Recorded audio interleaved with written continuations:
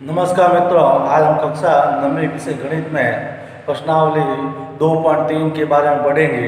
इसके बारे में पढ़ेंगे दो बहुपद, एक बड़ा बहुपद एक छोटा बहुपद। तो छोटे बहुपद का बड़े बहुपद में भाग देने पर शेषफल कैसे निकाला जाता है, शेषफल प्रमेय क्या है, उसकी सामान्य जानकारी हम लेंगे।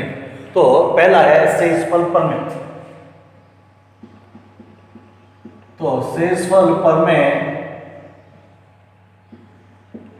में दो बहुपद देते हैं, मान लो px बहुपद है और दूसरा gx बहुपद है। तो दो बहुपद है जिसमें gx बहुपद है वह छोटा है px बहुपद से। तो छोटे बहुपद का बड़े बहुपद में भाग देने पर, जैसे यहाँ भाग देते हैं तो ये दिया gx का px में भाग देने के नीचे रिमाइंडर मतलब शेषफल प्राप्त होंगे और कॉन्टेंट्स मतलब जो है भागफल प्राप्त होंगे। तो अपने सामान्य जानकारी में अपना पता है भाजक बराबर भाजक इंटू भागफल प्लस शेषफल होता है। तो इसी प्रकार हम बहुपदों में भी लिख सकते हैं।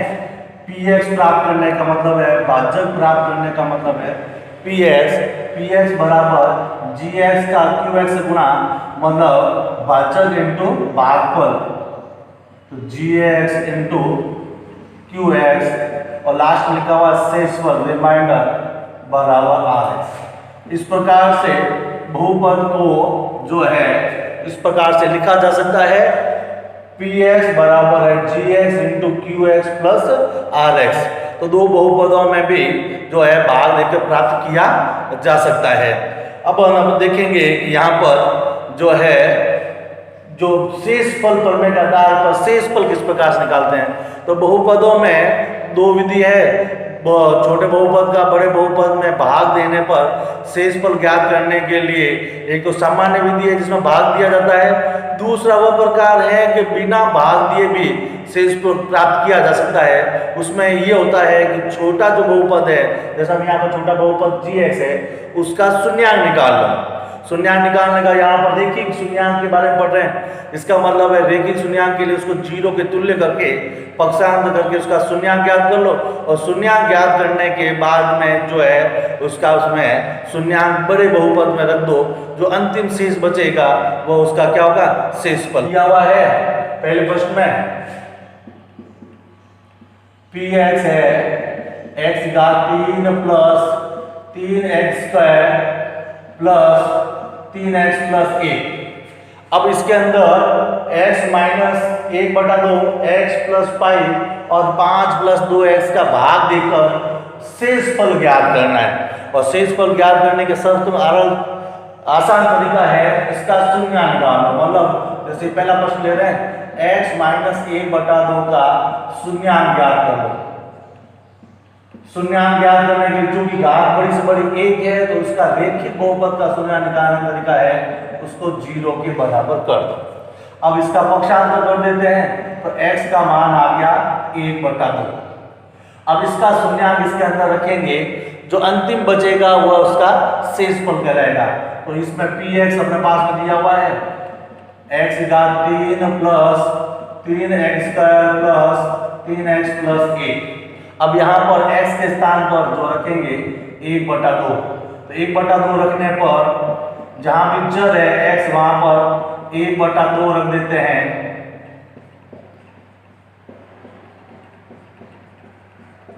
और 1/1।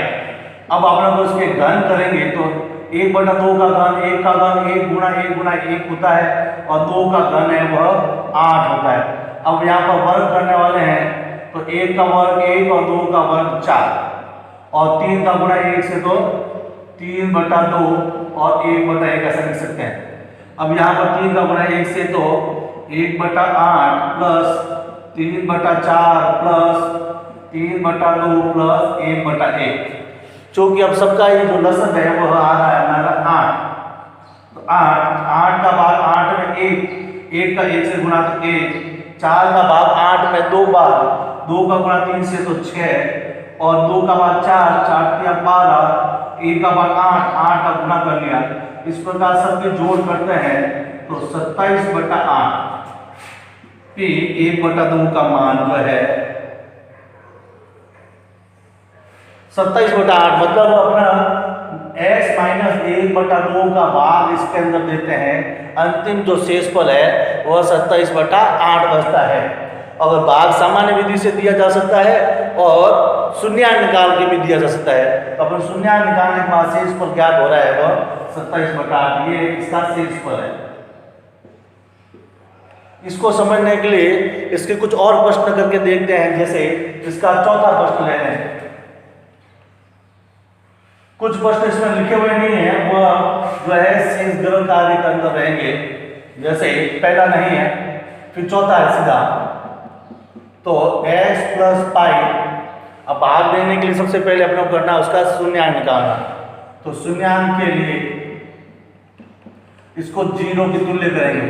x प्लस पाई बराबर 0, x बराबर माइनस का पाई। अब x का मान आ गया माइनस का पाई। अब माइनस का पाई है वो बड़े वाले बहुपद में रखेंगे। तो px बराबर x का 3 plus 3x² plus 3x plus 1। अब इसके अंदर x के स्थान पर माइनस का पाई रखेंगे। x के स्थान पर माइनस का पाई रखने पर माइनस का पाई बराबर माइनस का पाई घात 3 प्लस 3 माइनस पाई घात 2 3 माइनस का पाई प्लस का 1। चूंकि माइनस की घात यहाँ पर माइनस पाई की घात 3 है, घात 3 है, इसका मतलब है घात विषम संख्या है और इसका मतलब है उत्तर ऋणात्मक है। ऋणात्मक संख्या ऋणात्मक उत्तर आएगा और धनात्मक है तो धनात्मक। क्योंकि विषम संख्या माइनस पाई गुणा माइनस पाई गुणा माइनस पाई, तो माइनस माइनस प्लस और माइनस, और घात 3 है तो ये 3 बार। अब घात 2 है तो यहाँ पर आएगा प्लस में, तो 3 पाई स्क्वायर, और ये माइनस है यहाँ पर प्लस है तो माइनस प्लस गुणे में माइनस आया और 3 का पाई से गुणा तो 3 पाई प्लस 1। ये इसका जो है उत्तर शेषफल हो गया। मतलब अगर x प्लस पाई का भाग रूप में दिया जाए तो शेषफल ये प्राप्त होगा। ये सरलतम तरीका है, शून्यांक विधि से बहुपद में भाग देकर शेषफल ज्ञात करने का सबसे सरलतम तरीका है। अगला प्रश्न देखते हैं, पांचवा।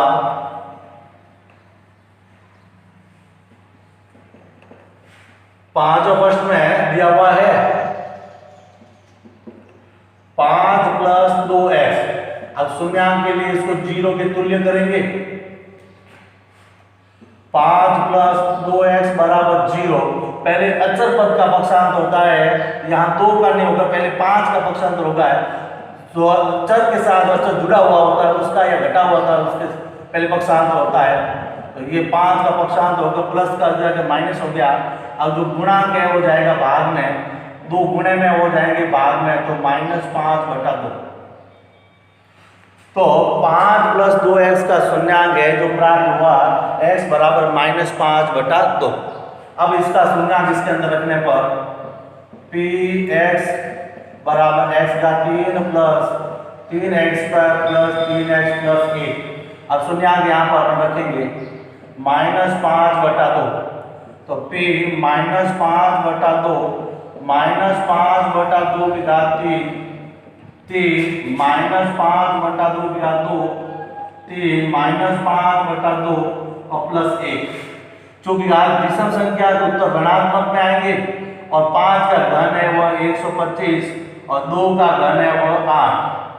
घात सम संख्या है इसका मतलब उत्तर प्लस में आएगा, और 5 का वर्ग है वह 25, 25 को 3 से गुणा किया तो 75, और 2 का घन है वह 4।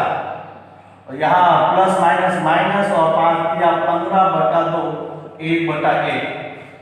सब में 8 नीचे है तो न सभी 8 आया, और 8 का भाग 8 में एक बार, 1 का 125 से गुणा तो 125।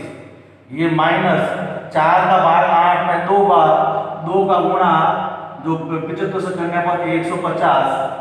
ये माइनस 2 का भाग जो देने पर जो है यहाँ पर 4 और 4 का गुणा कर दिया तो 60। और प्लस का 1, ये वर्ग करने पर तो प्लस आया, और ये 8 का भाग देने पर 8। अब घटाने पर अपने को प्राप्त हुआ और माइनस का 27/8। यहाँ 5 अगर प्लस में आएगा और 75 प्लस में आएगा।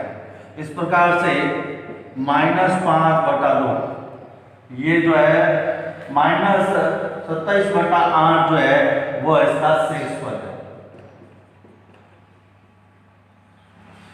5 + 2x का भाग देने पर x का 3 + 3x + 3x + 1 में जो है -27/8 इसका प्राप्त होता है। चलो अपन चलते हैं अगला प्रश्न क्रमांक नंबर।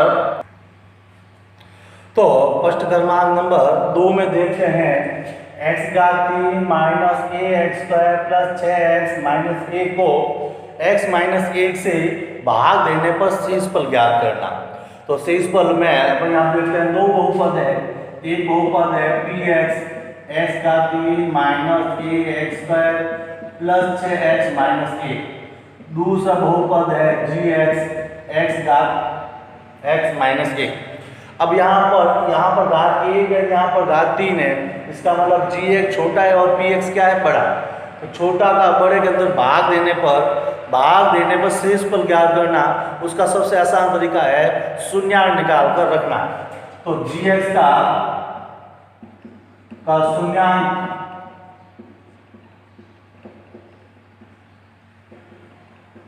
ज्ञात करने के लिए हम लोग को पता है इसको 0 की तुल्य करना पड़ेगा। तो 0x बराबर 0। इसका मतलब है ये 0 हो गया, तो ये भी बहुपद क्या हुआ, 0 के बराबर a का पक्षांतर कर दिया। तो यहाँ उधर जाकर माइनस का क्या हो गया, प्लस, या माइनस उधर जाकर क्या हो गया, प्लस। अब ये जो x बराबर a जो शून्यांक है gx का वो px के अंदर अपन रखेंगे। तो अंतिम में प्राप्त होगा वह उसका शेषफल होगा। तो gx बराबर x का 3 - ax² + 6x - 1। अब x के स्थान पर a रखना है। तो s a चल के जहां पर भी है वहां पर a रखेंगे। 1 का 2 + 6a - 1। a का घन है वो a³ a का स्क्वायर है a² और बाहर भी 1 है। तो 1 1 घातें गुणे में जुड़ गई तो कितनी हो गई, 3, और 6 से 1 गुणा कर दिया 6a और माइनस का 1। क्योंकि a³ दोनों सहज जाती है और सहज जाती आपस में कर सकते हैं। ये दोनों 0 हो गए और ये भी दोनों सहज जाती आपस में कर सकते हैं। तो 6a में से 1 गया तो 5a, इन दोनों का 0 हो गया और 6 में से 1 गया तो 5a। ये p का a का प्राप्त हो गया। इसका मतलब gx का px में भाग देकर तो शेषफल है वह 5a प्राप्त होता है।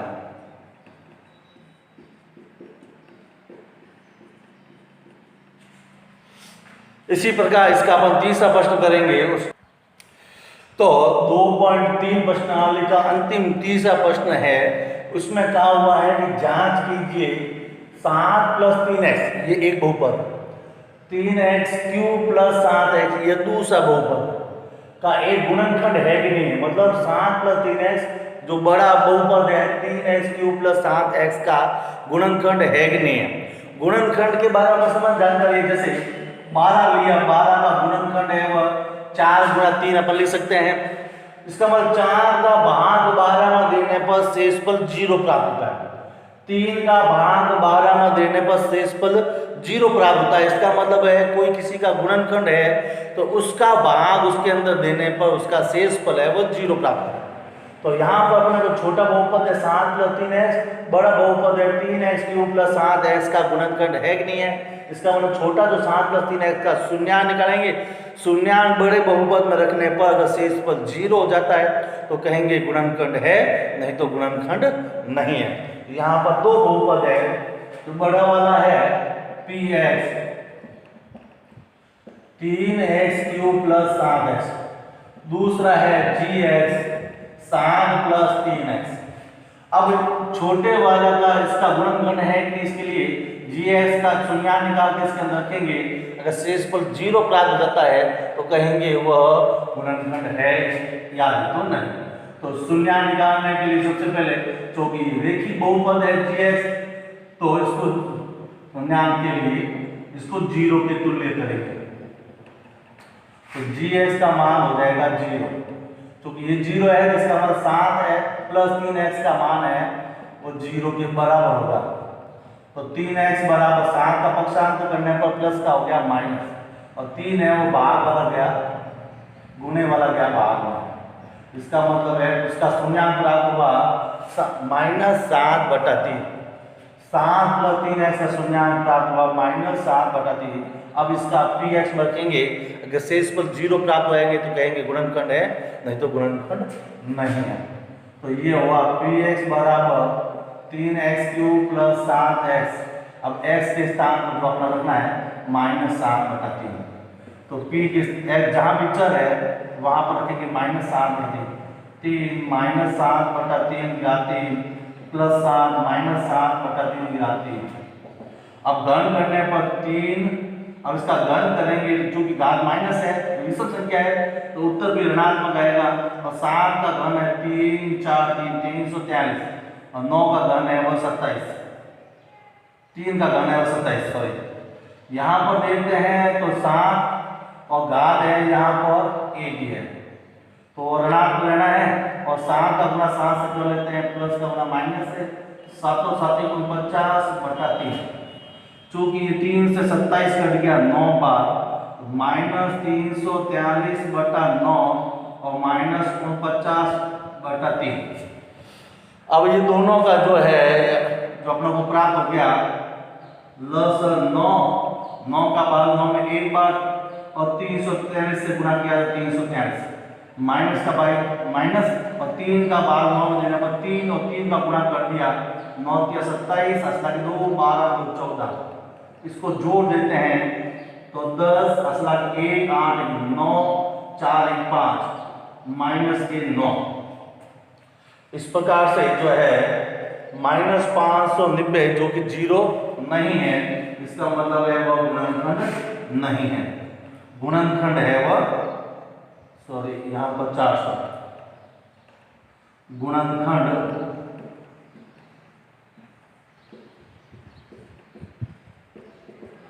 नहीं है, गुणनखंड नहीं है। तो इस प्रकार से जो है गुणनखंड की जांच करने के लिए छोटे बहुपद का शून्य निकालकर बहुपद में रखने पर अगर उसका मान 0 हो जाता है तो कहेंगे गुणनखंड है, नहीं तो गुणनखंड नहीं है। चलो इसके कुछ गृह कार्य जो ले लेते हैं, इसमें पहले प्रश्न में कुछ गृह कार्य के प्रश्न है वो इस प्रकार से है। तो प्रश्न क्रमांक नंबर 1 का जो दिया हुआ है, पहला है x + 1 का इसमें भाग देकर शेष को निकालना, तो x + 1 का शून्य निकालेंगे तो x की जगह -1 आया, -1 इसके अंदर रखने पर जो अंतिम प्राप्त होगा वो इसका शेषफल होगा। x बराबर 0, अब यहाँ कोई पक्षांतर करने के लिए है नहीं तो x का मान क्या होगा 0। इस बहुपद में रखने पर जो अंतिम प्राप्त होगा, अंतिम वैसे 1 ही प्राप्त होने वाला, सब 0 होने वाले हैं, तो जो 1 बचेगा वो उसका शेषफल होगा। इस प्रकार से इसके जो ज्ञात किए जा सकते हैं। धन्यवाद।